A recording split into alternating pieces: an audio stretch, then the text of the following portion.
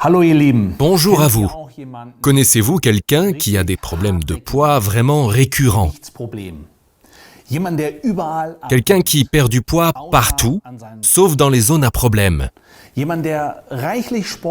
Quelqu'un qui fait beaucoup de sport et brûle en tout cas beaucoup plus de calories qu'il n'en consomme. D'autant plus qu'il suit peut-être aussi de très bons régimes de manière cohérente. Quelqu'un qui au début perd parfaitement du poids, puis de moins en moins, voire plus du tout, même s'il ne mange plus. Ce que peu de gens savent, un corps acide ne perd pas de poids. Et ce qui s'est déposé de manière si opiniâtre dans les zones à problème, ce ne sont pas des calories, mais des acides et des toxines, qui, dans le pire des cas, pèsent 4 fois plus lourd.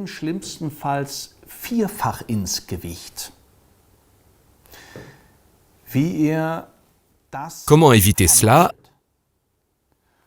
ou y remédier à tout moment en cas de besoin? Comment perdre du poids de manière alcaline et détendue et retrouver la forme? C'est ce que vous apprendrez après l'intro.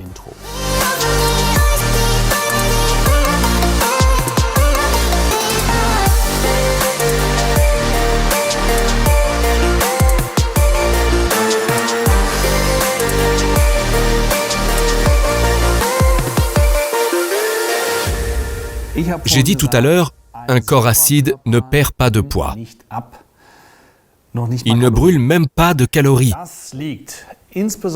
C'est parce que lors de la dégradation des graisses, des acides gras, oui, ce sont des acides gras dont nous parlons, et aussi dans les étapes intermédiaires, il se forme des acides. Cependant, notre sang doit toujours rester alcalin. C'est là que réside le problème. Et nos tissus aussi doivent conserver en permanence leur valeur pH spécifique. C'est pourquoi notre corps se bloque lui-même dans l'élimination des graisses lorsque nous sommes suracidifiés. J'ai observé de telles interactions métaboliques et de tels processus pendant plusieurs années. Il est temps que je me présente brièvement. Je m'appelle Roland Jenschura et je suis diplômé en écotrophologie, c'est-à-dire nutritionniste. C'est donc en cette fonction que j'ai observé ces phénomènes. Et cela fait maintenant 25 ans que je m'intéresse de près à l'équilibre acido-basique. Mais j'ai dû m'intéresser à ce sujet avant, car je suis atteint de neurodermite de par ma prédisposition. Mais cette prédisposition ne s'exprime que lorsque je suis suracidifié. Ces problèmes de poids et de lignes persistants ne surviennent que lorsque je suis suracidifié. Bien sûr, je préférerais éviter cela. En d'autres termes, l'une des principales causes de cette suracidification est notre alimentation. Et il est important que nous en prenions bien vite vraiment conscience. Nous avons aussi un film à ce sujet. Mais pour l'instant, il nous faut réaliser où nous en sommes arrivés aujourd'hui. Par rapport à ce que nous avons mangé pendant des millénaires, l'alimentation actuelle est bien trop excédentaire en acides et pauvre en substances vitales. Ces deux éléments laissent bien sûr ici des traces sur notre silhouette, au sens propre du terme. Nous verrons les acides plus tard, mais cette alimentation pauvre en substances vitales est bien sûr déjà un problème. Car c'est d'elle que devraient provenir les matières dont le corps a besoin pour se régénérer, dont notre métabolisme a besoin pour fonctionner. Celui-ci a besoin des minéraux, il a besoin des vitamines, il a besoin des substances végétales secondaires. Notre métabolisme a besoin de tout cela pour fonctionner, pour se régénérer et pour avoir des tissus forts et fermes. C'est ce qui manque. Et pour beaucoup, c'est le premier pas vers une silhouette disgracieuse. Cela favorise la faiblesse du tissu conjonctif parce que nous ne mangeons tout simplement plus toutes ces substances vitales. Au lieu de cela, ce sont les acides qui arrivent et ce, en excès. Aujourd'hui, nous mangeons beaucoup trop de sucre, beaucoup trop de farine blanche, trop de produits animaux, bien trop de viande. Mais je peux dire la même chose pour les protéines en général, car nous avons subi un tel lavage de cerveau sur la quantité de protéines dont nous avons besoin que beaucoup en abusent vraiment, qu'elles soient d'origine animale ou végétale. Et dans l'organisme, les protéines sont toujours métabolisées en acides, en particulier la viande bon marché, celle issue de l'élevage industriel et aussi de l'aquaculture. Ce poisson est parfois encore plus nocif que la viande d'ici. Le poisson issu de l'aquaculture contient généralement toute la gamme des métaux lourds. Voilà donc les raisons principales inhérentes à l'alimentation. Ensuite, il y a aussi tous les sodas et les boissons énergétiques. Il y a donc de toute façon toujours beaucoup de calories, mais c'est un autre sujet. Compter les calories, tout le monde connaît. Ce qui nous intéresse aujourd'hui, ce sont les acides. Et dans toutes les boissons gazeuses et énergétiques, il y a des acides comme l'acide phosphorique. Et le sucre, de toute façon, comme je viens de le dire, génère aussi beaucoup d'acides dans l'organisme. À cette alimentation excédentaire en acides et pauvre en substances vitales, s'ajoute aujourd'hui un manque d'activité physique auquel notre corps n'est pas habitué. Nous sommes de nos jours trop souvent assis. De ce fait, le sang circule trop lentement.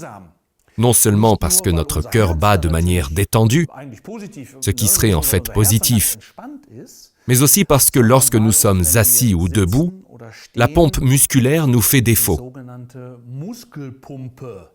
À chaque fois qu'un muscle se contracte, et c'est justement important pour nos jambes, à chaque fois qu'un muscle se contracte, il exerce une pression sur les veines et aussi sur la lymphe. Et dans les deux systèmes, il y a comme des clapets anti-retour. Dans les veines, ce sont les valves veineuses. Et quand une certaine pression s'exerce, elle s'ouvre et le sang revient ainsi vers le cœur. Mais lorsque je suis assis ou debout, le sang ne circule plus correctement dans les jambes. Les jambes sont alors insuffisamment approvisionnées parce que l'oxygène et les nutriments n'y parviennent pas du seul fait que la circulation sanguine est interrompue. Et je suis suracidifié parce que l'acide carbonique, l'acide lactique, l'acide urique, l'acide acétique et tous les produits finaux acides du métabolisme ne sont pas évacués. Rien que le manque d'exercice et la mauvaise circulation sanguine qui en résultent sont donc pour notre corps, et en particulier pour nos jambes, une des raisons pour laquelle nous sommes dans l'ensemble carencés et suracidifiés. Les jambes en souffrent principalement, ce qui alimente les zones à problème autour des hanches et des jambes. D'où l'expression « la position assise est le nouveau tabagisme ». Nous avons donc une alimentation moderne déséquilibrée. Nous avons un manque d'activité physique. Nous essayons de compenser ce manque par le sport, qui est souvent exagéré. Ne pas s'y méprendre, le sport est très, très important. Nous avons besoin de sport pour avoir une belle silhouette. Nous avons besoin de sport pour notre santé. Le sport permet aux muscles de se développer, ces muscles étant les principaux brûleurs de graisse et de calories. Et le sport nous fournit le stimulus nécessaire à la régénération des muscles forts, mais aussi des tissus fermes, d'articulations stables et d'os solides. Pour cela, nous devons nous entraîner. Mais, petit conseil, ne vous contentez pas d'entraîner votre force musculaire. Nous raffermissons nos tissus par étirement, par des stimuli d'étirement, lorsque nous faisons des exercices d'étirement, également du yoga et autres. L'étirement, des exercices d'étirement très ciblés, c'est un stimulus pour les tissus conjonctifs. Oui, je dois devenir plus ferme, faire un effort. Donc, ne pas penser uniquement à l'entraînement musculaire. Alors oui, il faut faire du sport. Mais le sport intensif, dont nous avons certainement besoin, génère naturellement aussi beaucoup d'acides dans notre organisme. Notre organisme connaît ces acides et les avantages du sport l'emportent alors nettement sur les inconvénients. Mais si je m'alimente mal, si je suis assis toute la journée, si je suis déjà complètement suracidifié et que je fais du sport par-dessus le marché, cela ne peut qu'aggraver la situation. En effet, à un moment donné, cela devient tout simplement trop. Et le corps se demande « Où dois-je maintenant me tourner ?» Le problème qu'il a, c'est comme je l'ai dit, le sang doit être en permanence alcalin. Et notre corps, avec une circulation sanguine trop lente, avec tout ce que nous mangeons et peut-être le sport par-dessus le marché, ne se débarrasse pas facilement de ces acides. Outre le foie, les reins, les intestins, les poumons, ce sont les émonctoires classiques, nous avons encore un autre organe excréteur formidable qui essaye à ce stade de nous aider. Mais nous devons le comprendre. C'est une bonne chose, c'est la peau. La peau est un émonctoire super efficace. Nous avons environ 2 à 3 millions de glandes sudoripares, environ 300 000 glandes sébacées. Celles-ci deviennent naturellement hyperactives en cas de mauvaise alimentation. Et alors, on transpire jusqu'à la neurodermite. Ensuite, les boutons, l'acné, les pellicules et le psoriasis font leur apparition. La peau essaye alors de nous aider, mais comme presque personne ne comprend cela, nous ignorons cela. Oui, et c'est une des raisons pour lesquelles nous sommes suracidifiés, où nous accumulons les acides. Parce que nous réprimons de manière ciblée, ces éliminations par la peau en utilisant des crèmes acides, des déodorants et des antitranspirants, de la cortisone. Alors les acides et les toxines se déposent naturellement. Les zones à problème sont idéales pour les accueillir. C'est donc aussi une des raisons pour lesquelles nous sommes suracidifiés. Ensuite, vient s'ajouter un peu de stress qui conduit aussi à la suracidification. J'ai également réalisé un film court sur YouTube à ce sujet.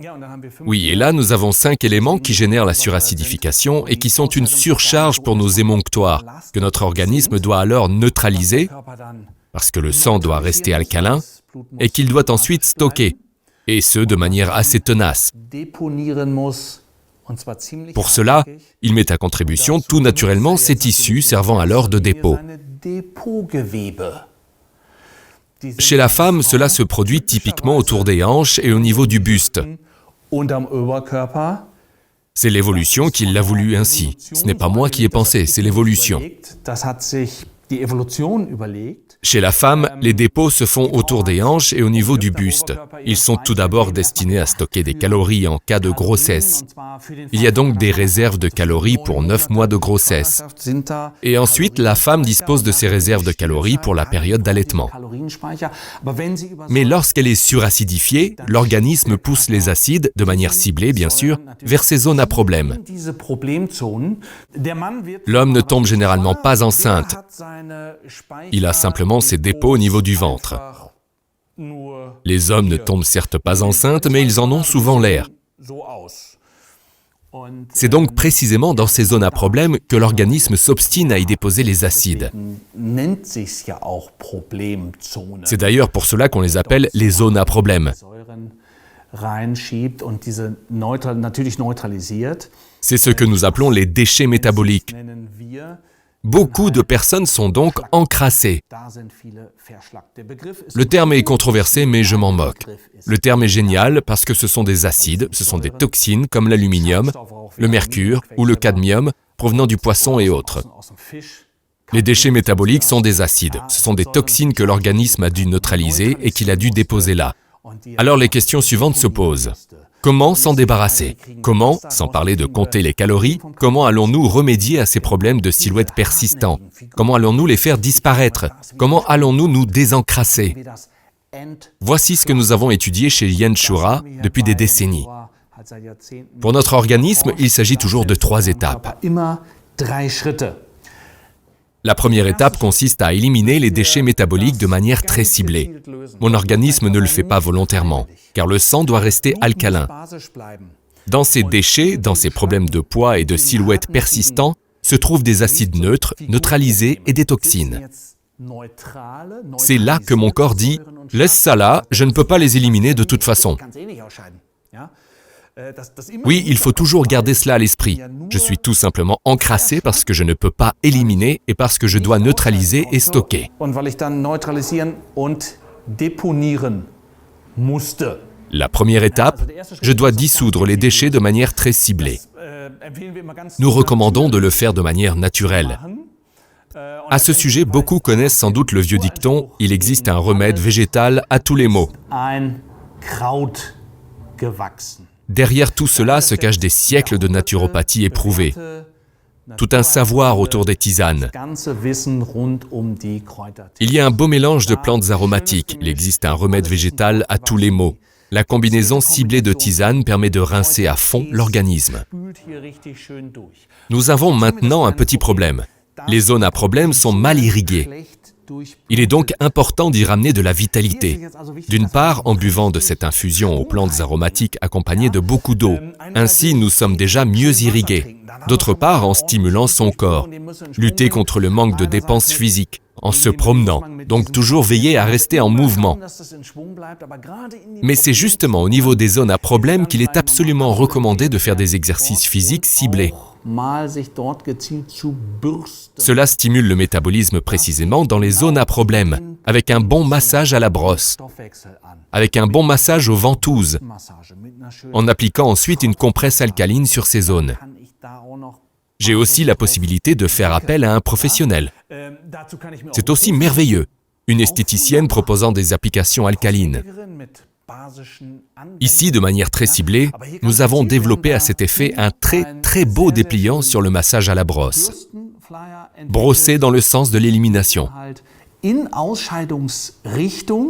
Si je ramène cela aux cuisses, nous l'avons bien sûr étudié pour l'ensemble du corps, prenons maintenant les cuisses. Le massage à la brosse commence dans les zones à problème, afin d'y stimuler le métabolisme et faire avancer ce qui a été dissous, en particulier vers les régions de la peau qui sont très riches en glandes, où il y a de nombreuses glandes sudoripares qui permettront que tout soit vraiment bien évacué. Ou par exemple vers les reins, où il pourra aussi être éliminé. Donc, ce brossage dans le sens de l'évacuation est déjà fantastique pour stimuler le métabolisme tout en ciblant les zones à problème. Il est aidé par l'infusion que nous avons bue. Les esthéticiennes combinent toujours cela à merveille. Tout d'abord, on boit une infusion et un verre d'eau. L'infusion accompagne de l'intérieur ce brossage intensif des zones à problème, avec pour résultat de stimuler le métabolisme. Voilà donc une super combinaison, une infusion et un brossage. Cela permet de faire remonter les déchets métaboliques de l'intérieur, de manière naturelle et agréable. Ensuite, à l'étape suivante, il nous faut comprendre que les acides libérés ne peuvent pas rester simplement dans le sang. Le sang doit rester alcalin. Et c'est pourquoi, dans une seconde étape, nous devons soutenir de manière très ciblée nos systèmes tampons et nos systèmes de désacidification, nos organes de désacidification. De nombreux systèmes, mécanismes et organes dépendent de l'équilibre acido-basique dont je parle ici. Mais presque tous les processus métaboliques ont besoin de substances vitales alcalines, pour faire simple. C'est complexe, mais ils ont besoin de toutes ces substances vitales pour fonctionner. Et c'est pourquoi nous avons besoin d'une très bonne alimentation à base de plantes pour cette deuxième étape, afin que la désacidification puisse fonctionner. Nous avons besoin de toute la diversité, en premier lieu bien sûr des minéraux, des substances minérales, mais aussi des vitamines et des substances végétales secondaires pour la désacidification, ainsi que pour la régénération, pour des tissus fermes, des muscles, des tendons, des ligaments et des os résistants. Cette seconde phase est donc essentielle.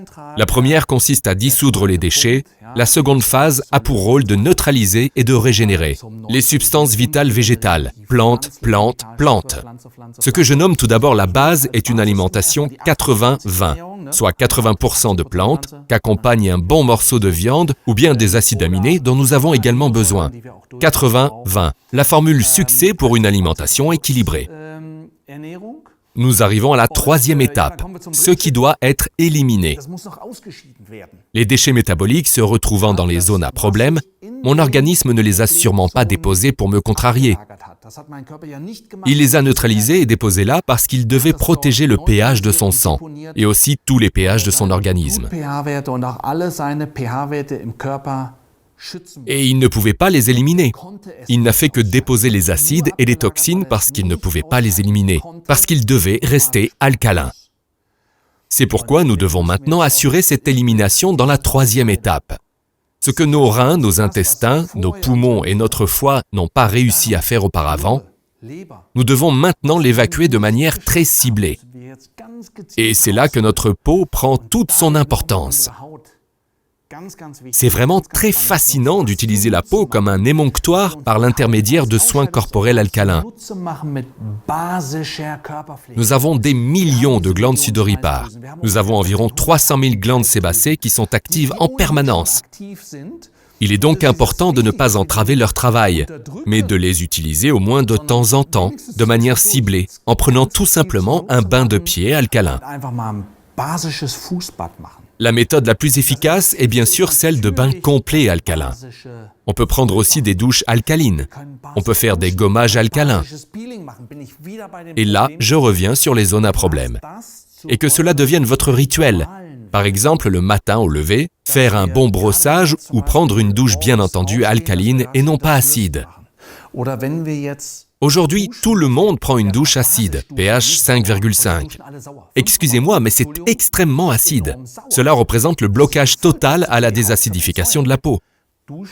Prenez des douches et des bains alcalins. Et en prenant une douche, un beau rituel, prenez un peu de sel de bain alcalin dans la main et frottez-en les grains sur les zones à problème.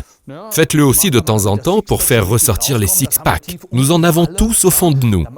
Faites aussi un bon gommage et prenez soin de vous. Ne nettoyez pas seulement votre voiture, mais prenez aussi soin de vous. Et ces beaux rituels sont tout simplement idéaux pour cela. Oui, voilà les fameuses 3 étapes, et c'est ainsi qu'on arrive à maîtriser les problèmes de ligne les plus tenaces. Il est évident que nous devons compter les calories, mais c'est beaucoup plus facile car si nous mangeons beaucoup de légumes, le nombre de calories diminue automatiquement, car les légumes n'ont pas beaucoup de calories. Nous devons bien sûr compter les calories, nous devons bien sûr beaucoup bouger, nous avons besoin de ces 10 000 pas, nous avons besoin d'une bonne circulation sanguine, nous en avons justement besoin dans nos zones à problème et de les aider en effectuant des brossages. Donc nous avons besoin de bouger, de stimuler le métabolisme et la circulation sanguine. Nous avons besoin de faire du sport, les muscles sont nos machines à combustion. Et c'est pour cela que cela me semble si important, parce que le sport est le stimulus indispensable à la régénération, et il raffermit aussi nos tissus, renforce et galbe notre corps, nos muscles. Nous avons donc besoin de tout cela, mais nous avons besoin de ce tout dans un équilibre acido-basique. C'est le point décisif. Grâce aux 3 étapes de la dépuration, nous éliminons de manière ciblée ces dépôts, cet encrassement des zones à problème. Et ensuite, on profite de la vie. Pour plus d'informations, veuillez consulter nos pages d'accueil en langue française. Si ces informations vous ont plu, n'hésitez pas à le faire savoir, à partager cet article et à nous donner des pouces en l'air. Nous serons heureux de recevoir des commentaires, mais aussi de continuer à échanger avec vous. J'ai essayé d'expliquer les choses simplement et dans les grandes lignes. Si vous avez des questions, n'hésitez pas à nous écrire, à nous contacter. Nous faisons cela depuis des décennies. Cela va bientôt faire 30 ans que nous faisons cela, quelques décennies que nous informons. Les retours sont super. Je me souviens d'une super anecdote à ce sujet. Il s'agit d'une sportive d'endurance. Cela a été pour moi un vrai test d'endurance. Une expérience clé, parce qu'il s'agissait d'une sportive d'endurance, une machine à combustion qui s'entraînait tous les jours. Faisait partie de l'équipe nationale, ce n'était donc pas une partie de plaisir. Elle s'entraînait tous les jours, brûlait tout ce qu'elle pouvait, comptait aussi les calories qu'elle ingérait, mais elle ne perdait pas de poids. Elle faisait donc déjà beaucoup de sport, elle se nourrissait aussi très bien. Il y avait certes encore à optimiser, mais elle comptait ses calories en tout cas. Mais lorsque nous avons introduit les 3 étapes de la dépuration, elle a perdu assez rapidement 6 kilos, ce qui correspondait, dans ce cas précis, à 6% de graisse corporelle. C'est énorme! C'était, comme je l'ai dit, le test le plus difficile pour moi, car il s'agissait d'une sportive de haut niveau qui a toujours fait attention à ses calories. Donc, pour être clair, faire attention aux calories est tout à fait normal, mais nous parlons ici d'une valeur de poids complètement différente, formée par des déchets résiduels. À ce niveau, seule la dépuration peut être une aide. N'hésitez pas à en parler autour de vous. Si vous voulez voir d'autres films, allez sur YouTube. N'hésitez pas à nous suivre sur la chaîne, à vous y abonner et à nous suivre aussi sur les réseaux sociaux. Pour plus d'informations, venez sur nos pages d'accueil. Merci de votre attention. Soyez alcalin, alcaline. Votre Roland Jenschura. Euer Roland Jenschura.